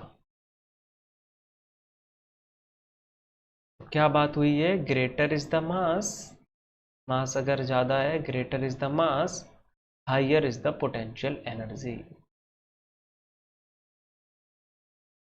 मास ज्यादा पोटेंशियल एनर्जी ज्यादा, ओके ना। हाइट एबव ग्राउंड सरफेस पे भी डिपेंड करती है, हाइट पे भी डिपेंड करती है ये पोटेंशियल एनर्जी। कैसे डिपेंड करती है, potential energy is directly proportional to height. मतलब हाइट अगर ज्यादा ऊपर अगर किसी ऑब्जेक्ट को ले जा रहे हैं तो पोटेंशियल एनर्जी कैसी होगी, ज्यादा होगी। तो greater is the height,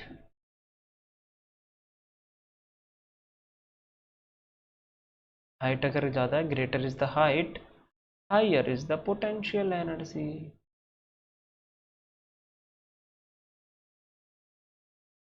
potential energy कैसी होगी, ज्यादा होगी। हाइट ज्यादा, पोटेंशियल एनर्जी ज्यादा। सही है ना। और देखो अब आप कहोगे ग्रेविटी का तो बोला नहीं, जी पे तो डिपेंड आपने कहा ही नहीं, जी भी तो है। हाँ सही है, जी भी है, लेकिन जी तो अप्रोक्सीमेटली हर जगह सेम है ना अर्थ पे। क्यों? 9.8 मीटर पर सेकेंड स्क्वायर, हर जगह सेम है, हर जगह सेम है, जो चीज़ सेम है वो सेम है, उस पर क्या डिपेंड करेगी। अब और देखो एक चीज़ और हम पढ़ रहे थे कि जितना ज़्यादा हम खींच रहे हैं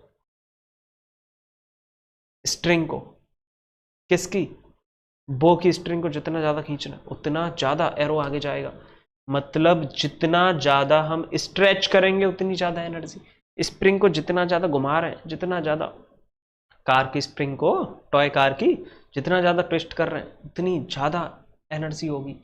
तो किस पे डिपेंड कर रही है? स्ट्रेचिंग पे डिपेंड कर रही है पोटेंशियल एनर्जी, ट्विस्टिंग पे डिपेंड कर रही है, बेंडिंग पे डिपेंड कर रही है। कोई सी भी चीज़ को बेंड करना, उस पर भी तो एनर्जी डिपेंड कर रही है। बेंड करना, किसी भी चीज़ को मोड़ दो, बेंड कर दो, जितनी ज़्यादा बेंडिंग उतनी ज़्यादा पोटेंशियल एनर्जी। अभी एक लकड़ी लो अपने हाथ में, ऐसे उसको बेंड करो, एकदम छोड़ो, बहुत तेज़ी से जाके लगेगी आगे। करना नहीं है एक्सपेरिमेंट, ध्यान से करना, अगर करोगे तो चोट लग सकती है। कहीं तुमने ऐसे ली लकड़ी अपनी तरफ बेंड की, ज़्यादा नहीं, मतलब जितनी हो सकती है उतनी, गीली लकड़ी थोड़ी ज़्यादा बेंड हो जाएगी, कहीं अपने चेहरे पे ही लगा लो, पास ले आओ, तो इसलिए करना नहीं। समझ आ ही रहा है?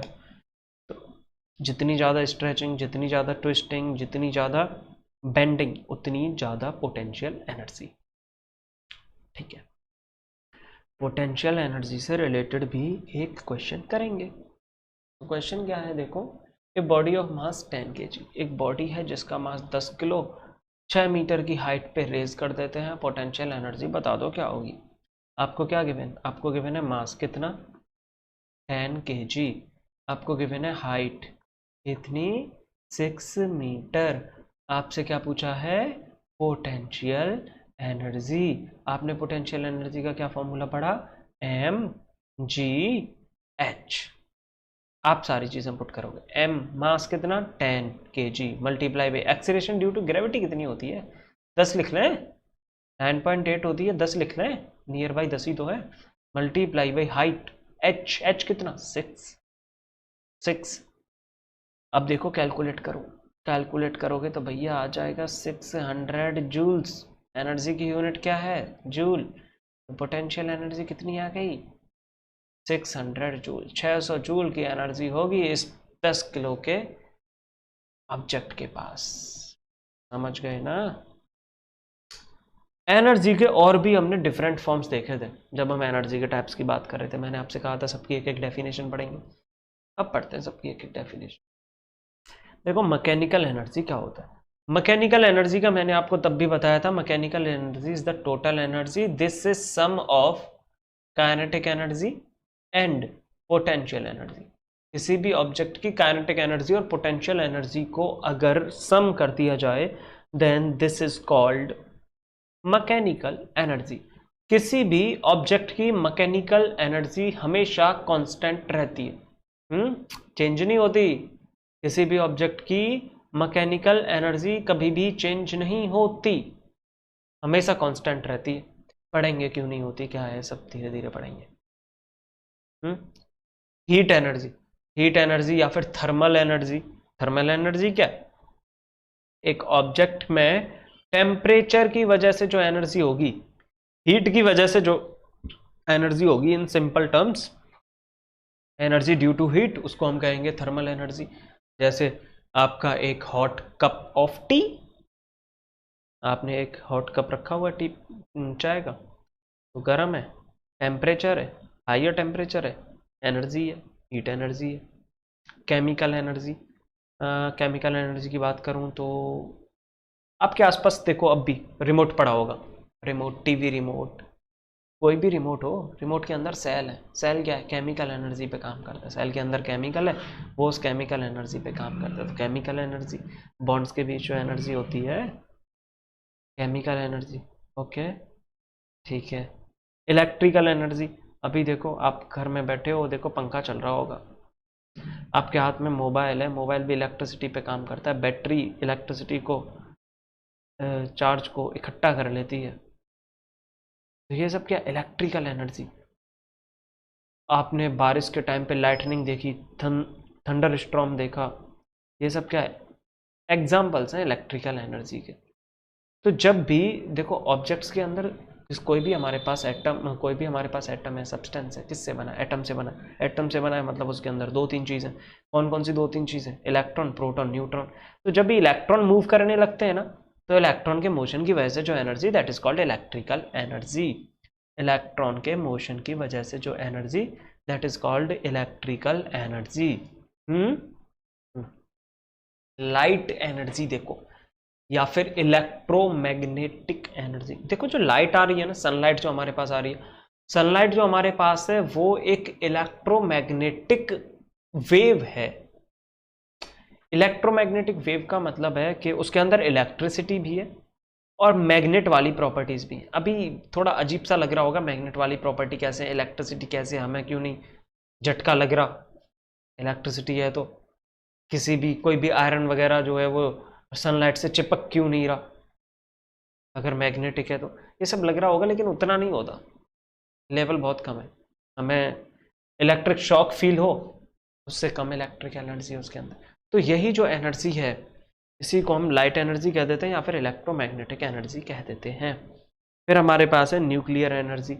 मैंने आपको पहले भी बोला था, न्यूक्लियस एक हमारे पास क्या है? सब्सटेंस। सब्सटेंस के अंदर एटम, एटम के अंदर इलेक्ट्रॉन, प्रोटॉन, न्यूट्रॉन, और उनके भी अंदर उस एटम के अंदर क्या है? एकदम सेंटर पे न्यूक्लियस। न्यूक्लियस के चारों तरफ इलेक्ट्रॉन रिवॉल्व कर रहे हैं, प्रोटॉन न्यूक्लियस में, न्यूट्रॉन न्यूक्लियस में। तो ये जो उन्हें कंबाइन किया हुआ है एक एनर्जी ने, इलेक्ट्रॉन्स और प्रोटॉन्स को एक पास रखा हुआ है, कंबाइन किया हुआ है एक एनर्जी ने, तो उनको सेपरेट करने की एनर्जी कहो या उनको कंबाइन करने की एनर्जी कहो, तो जो एनर्जी उन्हें कंबाइन करती है उसको हम क्या कहते हैं? Nuclear energy.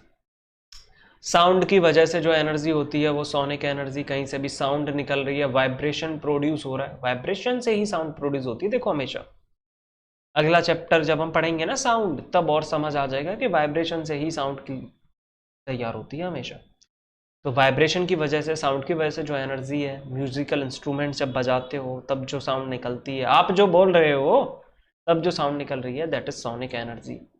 आयनाइजेशन एनर्जी, देखो फिर से वही energy that binds the electron with the nucleus. Electrons को न्यूक्लियस से बाइंड करके रखना, वही एनर्जी को आयनाइजेशन एनर्जी कहते हैं। इलेक्ट्रॉन निकल जाए तो क्या बन गया? आयंस बन गया। आपने पढ़ा होगा केमिस्ट्री में। तो अगर इलेक्ट्रॉन रिलीज हो गया तो क्या बन गया? आयन बन गया। तो आयन बनाने के लिए जो एनर्जी चाहिए उसको हम क्या कहेंगे? उसको हम कहेंगे आयनाइजेशन एनर्जी, है ना? ठीक है।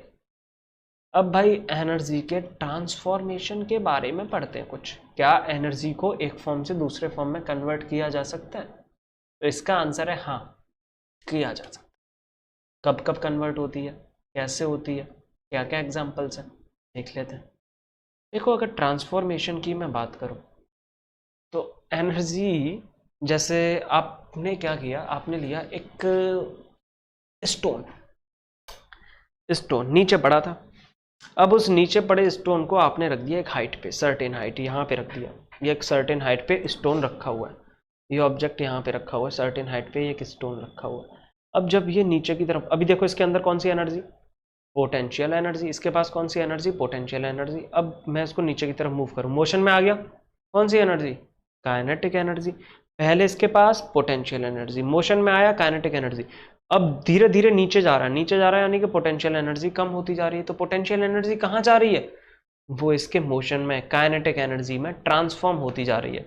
और जैसे ही ये ग्राउंड पे पहुंचेगा, पोटेंशियल एनर्जी जीरो, क्योंकि height zero, potential energy zero, और इसके अंदर क्या बचेगा? काइनेटिक एनर्जी बचेगी। और जब आप उसको ले जाके गिरा दोगे, जैसे ऊपर से गिर जाए नीचे, गिर गया मतलब अब ऑब्जेक्ट रुक भी गया, रुक गया तो काइनेटिक एनर्जी कहाँ गई? कुछ तो उसकी साउंड एनर्जी में गई, वो साउंड वहाँ पे प्रोड्यूस हुई होगी।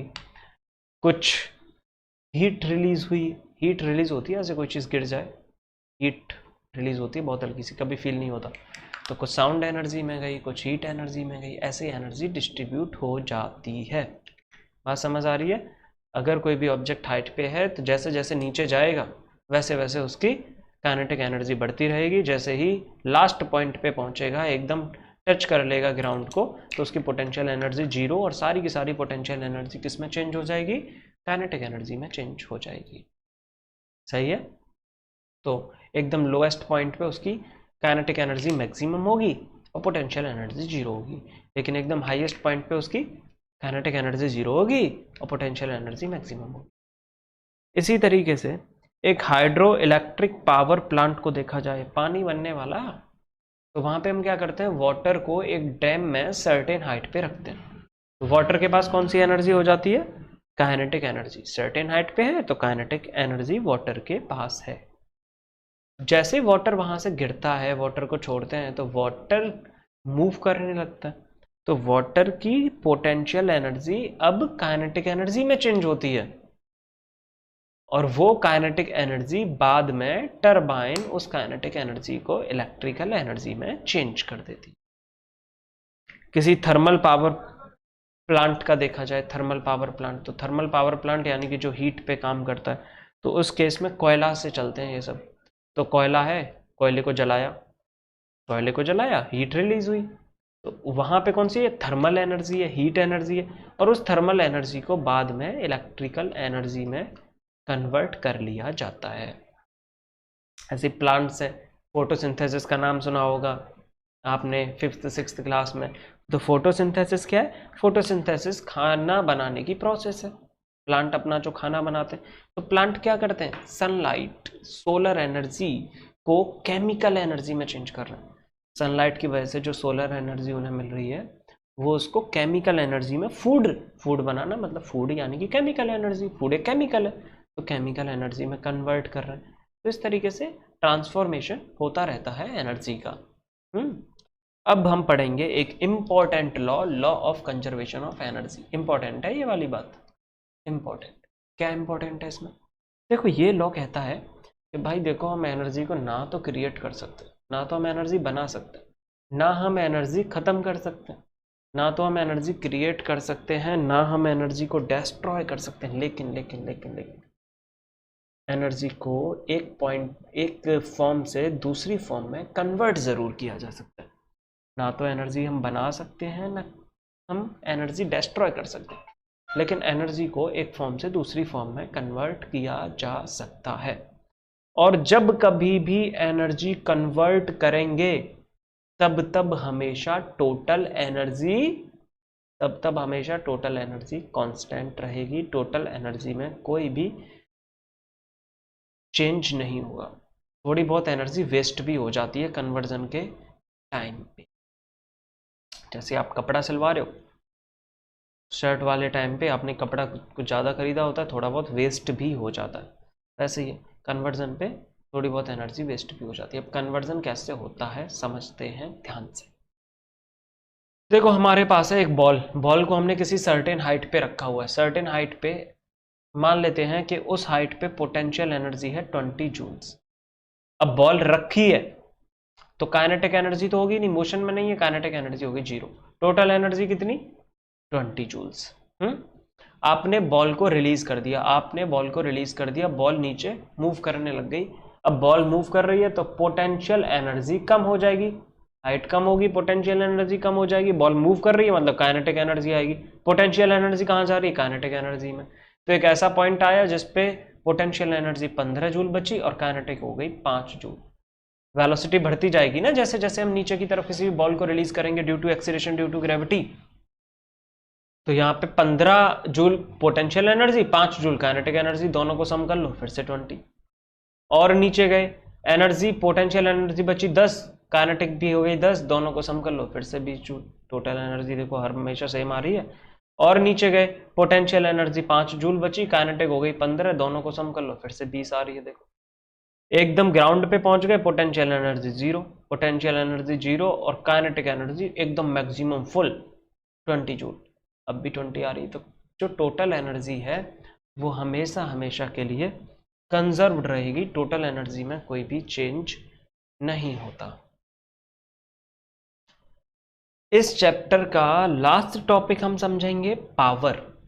अब पावर क्या, देखो हम सब काम तो कर रहे हैं, हमारी सबकी काम करने की कैपेसिटी भी है, जितनी हमारे अंदर एनर्जी है उतना ही हम काम कर रहे हैं। लेकिन कभी आपने ऑब्जर्व किया है कि कोई पर्सन तो बहुत तेज काम करता है और कोई पर्सन धीरे धीरे काम करता है। तो ये जो काम करने की तेजी है ना, इसी को पावर कहते हैं, इसी को पावर कहते हैं। काम करने की तेजी को ही पावर कहते हैं। Rate of doing work, rate of doing work is power. और देखो मैंने आपको पहले भी शायद बताया होगा, जब भी रेट की बात आती है तो रेट की बात जब भी आएगी तब हम टाइम से डिवाइड कर देते हैं। तो rate of doing work, rate of doing work यानी कि वर्क डन को अगर आप टाइम से डिवाइड कर दें, रेट यानी कि टाइम से डिवाइड करना, टाइम से डिवाइड कर दें, तो आपको क्या मिलेगा? आपको मिल जाएगा पावर। आपको क्या मिलेगा? पावर। पावर का formula work done upon time, in short P is equals to W upon T। अगर मैं यूनिट लिखना चाहूँ, यूनिट ऑफ पावर, तो देखो पावर की यूनिट क्या होगी? वर्क डन की यूनिट जूल, टाइम की unit second, joule per second. इसी जूल पर सेकेंड को हम कहते हैं वॉट, कैपिटल W सिंबल। तो पावर क्या होती है यूनिट की? वॉट यूनिट की पावर है। बड़ी यूनिट देखो, वॉट तो हमारे पास छोटी यूनिट है, जैसे ग्राम छोटी यूनिट, किलोग्राम बड़ी यूनिट, वैसे बड़ी यूनिट क्या हो जाएगी? बिगर यूनिट इज किलोवाट, और 1 किलोवाट का मतलब है 1000 वॉट। हमेशा किलोवाट का मतलब 1000 ही होता है। ऐसे भी आपने देखा होगा किसी भी वीडियो के 1K व्यूज, 1K मतलब 1 किलो, 1000 व्यूज। ठीक है। जैसे ही आप पढ़ लेते हो कि power is work done upon time, तो आपके पास आ जाता है इंपॉर्टेंट क्वेश्चन, डिफाइन 1 वॉट। जैसे ही आपने यहाँ पे देखा 1 वॉट, आपकी समझ तो आ जाता है कि भाई ये तो हमसे पावर पूछ रहा है, पावर 1 वॉट कब होगी? तो देखो पावर के लिए आपने फॉर्मूला पढ़ा, power is equals to work done upon time. तो अगर आप ऐसा कह देते हैं कि work done is 1 joule, time taken is 1 second, तो पावर क्या हो जाएगी? Power is equals to 1 joule upon 1 second. मतलब 1 आया, 1 joule per second, joule per second को वॉट कहते हैं, तो ये क्या आ जाएगा? 1 वॉट। तो जब भी 1 जूल वर्क 1 सेकेंड में हो जाता है, तब हम कहेंगे power is 1 watt. When 1 joule of work is done in 1 second, then power is said to be 1 watt. समझ गए ना? एक छोटा सा मैंने देखो फॉर्मूला लिखा है, एवरेज पावर। जब भी एवरेज की बात होती है तो हम टोटल की बातें करते हैं। तो पावर का formula work done upon time, average power total work upon total time, total work upon total time. इस वर्क की जगह एनर्जी भी लिख सकते हैं, पता है, क्योंकि amount of work done is equals to amount of energy. याद रखनी है बात। अब हमारे पास एक क्वेश्चन है भाई पावर से रिलेटेड, कि पावर क्या है। क्वेश्चन है, a body does 20 joule of work in 5 second, what is it's power. तो आपको क्या गिवन है? आपको गिवन है वर्क कितना? 20 जूल्स। आपको क्या गिवन है? टाइम कितना? 5 सेकेंड। आपको बतानी है पावर। पावर के लिए आपने फॉर्मूला पढ़ा है वर्क डन अपॉन टाइम। तो पावर किसके इक्वल? वर्क डन, वर्क यानी कि 20 जूल डिवाइडेड बाई टाइम यानी कि 5। आपने डिवाइड किया, 20 को 5 से 4 आ गया, यानी कि पावर इज 4 वॉट। तो पावर कितनी हुई? 4 वॉट। अब हम देखते हैं कॉमर्शियल यूनिट ऑफ एनर्जी। देखो एनर्जी की यूनिट हमने क्या पढ़ी? एनर्जी की यूनिट हमने पढ़ी है जूल। पावर का फॉर्मूला हमने क्या पढ़ा? पावर का हमने फॉर्मूला पढ़ा वर्क डन अपॉन टाइम, या फिर मैं कह दूं वर्क डन की जगह एनर्जी लिख दूं, एनर्जी अपॉन टाइम एक ही बात होगी ना। तो यहां से अगर मैं एनर्जी निकालना चाहूं तो एनर्जी क्या हो जाएगी? पावर मल्टीप्लाई बाई टाइम, यही होगी ना, पावर मल्टीप्लाई बाई टाइम। तो देखो जो जूल है ना, जूल जो है वो बहुत ही छोटी यूनिट है। तो जूल को बड़ा करते हैं हम, बड़ी यूनिट चाहिए। कॉमर्शियल यूनिट का मतलब है व्यापार करने के लिए, कॉमर्स में, कॉमर्स यानी व्यापार, व्यापार करने के लिए, बेचने के लिए, एनर्जी को बेचने के लिए जिस यूनिट की जरूरत पड़ेगी। तो घर में हमारे इलेक्ट्रिकल एनर्जी आ रही है, एनर्जी को बेच रही है सरकार, इलेक्ट्रिकल एनर्जी को हम लोग खरीद रहे हैं, तो कॉमर्शियल यूनिट की जरूरत पड़ती है, क्योंकि जूल जो है बहुत ही छोटी यूनिट है। तो आप कहोगे जूल छोटी यूनिट है तो कर तो लिया था किलो जूल, क्या जरूरत है इस सब की? किलो जूल बड़ी यूनिट है, लेकिन किलो जूल भी कॉमर्शियल पर्पस के लिए एक अच्छी यूनिट नहीं है, छोटी यूनिट है। तो हम क्या करते हैं, इसको और बड़ा करते हैं। और बड़ा कैसे करें? देखो पावर की यूनिट हमारे पास क्या होती है, वॉट, और टाइम की यूनिट सेकंड। ये तो छोटी छोटी यूनिट हो गई, वॉट सेकंड, इस यही हमारे पास जूल के इक्वल है। लेकिन नहीं, ये नहीं चाहिए हमें, क्या बड़ी यूनिट करनी है। तो पावर की यूनिट हमने लिख दी बड़ी, किलोवाट। टाइम की यूनिट लिख दी बड़ी, आवर। तो kilowatt hour, this kilowatt hour is commercial unit of energy, बड़ी यूनिट है किलोवाट आवर। जैसे हमारे पास इलेक्ट्रिकल मीटर है ना घर पे, तो इलेक्ट्रिकल मीटर में जो यूनिट होती हैं, 1 यूनिट 2 यूनिट, तो वहां पे पता है 1 किलोवाट आवर का ही मतलब होता है 1 यूनिट। 1 यूनिट यानी कि 1 किलोवाट आवर एनर्जी हम यूज कर चुके। अब देखो 1 किलोवाट आवर की डेफिनेशन आपसे पूछ ली, जैसे ही आपने ये कॉमर्शियल यूनिट पढ़ी। तो इंपॉर्टेंट डेफिनेशन है, डिफाइन 1 किलोवाट आवर। तो 1 किलोवाट आवर क्या है? अमाउंट ऑफ एनर्जी रिक्वायर्ड, कितनी एनर्जी, कितनी एनर्जी किसी भी अप्लायंस, कोई भी इलेक्ट्रिकल अप्लायंस है, कितनी एनर्जी, कितनी एनर्जी रिक्वायर्ड कहेगा तो हम 1 किलोवाट आवर कहेंगे। अगर कोई भी अप्लायंस जिसकी पावर रेटिंग 1000 वॉट है या फिर 1 किलोवाट है, अगर वो 1 घंटे के लिए चला दिया जाए, 1 घंटे के लिए कोई भी इलेक्ट्रिकल अप्लायंस जिसकी पावर रेटिंग है 1 किलोवाट, अगर हम उसको 1 घंटे के लिए चलाते हैं तो 1 घंटे में वो जो एनर्जी कंज्यूम करेगा, that energy is called 1 kilowatt hour. तो देखो डेफिनेशन मैंने लिखी है, amount of energy consumed when an electric appliance having a power rating of 1 kilowatt is used for 1 our.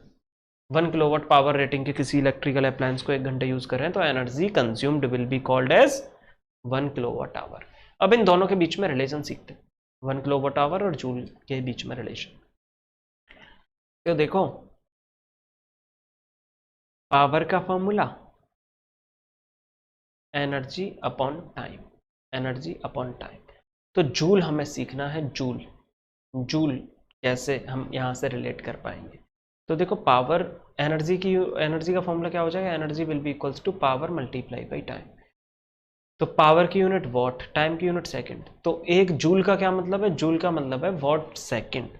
तो हमें किलो वॉट आवर को वॉट सेकंड में चेंज करना है। हमारे पास क्या है, 1 किलो वॉट आवर। आओ इसको चेंज करते हैं। 1 किलो वॉट को मैं क्या लिख दूं, 1000 वॉट। वॉट में चेंज कर लिया किलो वॉट को, आवर को सेकंड में चेंज करो। 1 घंटे में 60 मिनट, 1 मिनट में 60 सेकंड, तो 60 इंटू 60 सेकेंड्स, तो वॉट सेकंड हो गया। अब आप मल्टीप्लाई करोगे तो आपके पास देखो कितना आ जाएगा, 36 और ये इसके पीछे 5 जीरोज, वॉट सेकंड।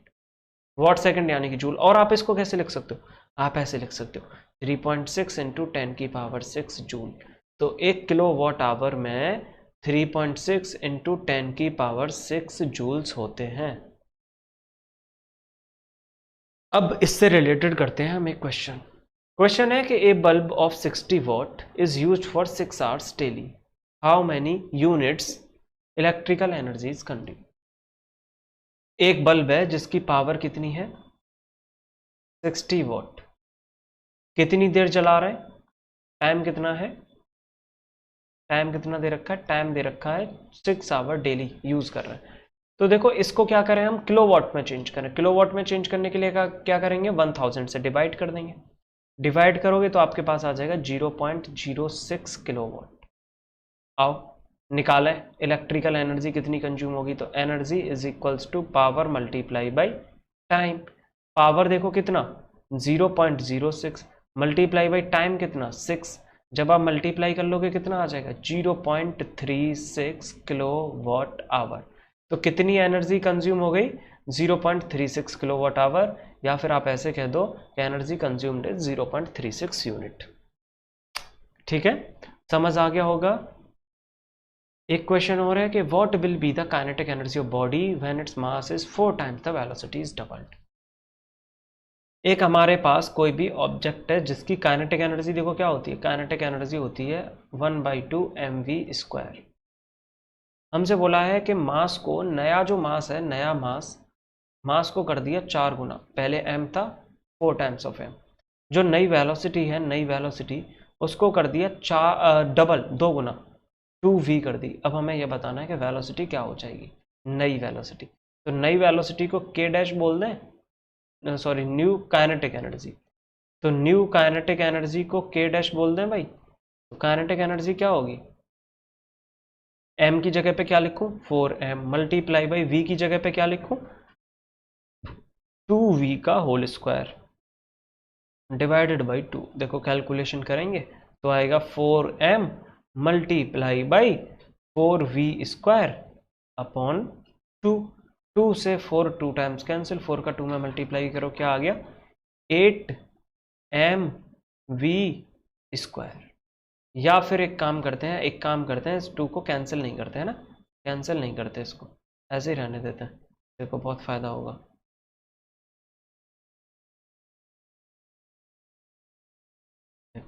ऐसे 4 का 4 में मल्टीप्लाई किया कितना आ गया 16 mv square by 2। mv square by 2 क्या है, पहले की काइनेटिक एनर्जी। तो अब जो नई काइनेटिक एनर्जी है k डैश नई काइनेटिक एनर्जी किसके इक्वल, पहले की काइनेटिक एनर्जी के 16 मल्टीपल्स के इक्वल, यानी कि जो नई काइनेटिक एनर्जी होगी वो 16 टाइम्स हो जाएगी। काइनेटिक एनर्जी क्या हो जाएगी 16 टाइम्स हो जाएगी।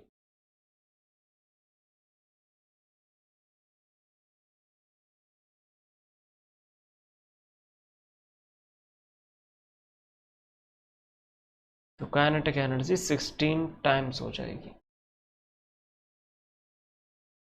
अब देखो मेरे पास ये आपके लिए कुछ क्वेश्चंस हैं, ये आपको खुद सॉल्व करने हैं। टोटल 10 क्वेश्चंस हैं ये, आप स्क्रीनशॉट ले लेना, स्क्रीनशॉट लेके खुद क्वेश्चन सॉल्व करने। और किसी भी क्वेश्चन को कोई प्रॉब्लम हो रही है करने में तो आप विदाउट एनी हेजिटेशन कमेंट कर सकते हैं, आपके लिए मैं सॉल्यूशन ज़रूर प्रोवाइड करूँगा।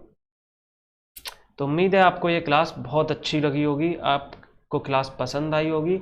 अब भाई वर्क करते करते इतना सारा वर्क करते, जो कि मैंने बिल्कुल भी नहीं किया, लेकिन इतना सारा वर्क करते करते मैं थक गया, साइंटिफिक मैनर में तो किया नहीं। चलो थैंक यू।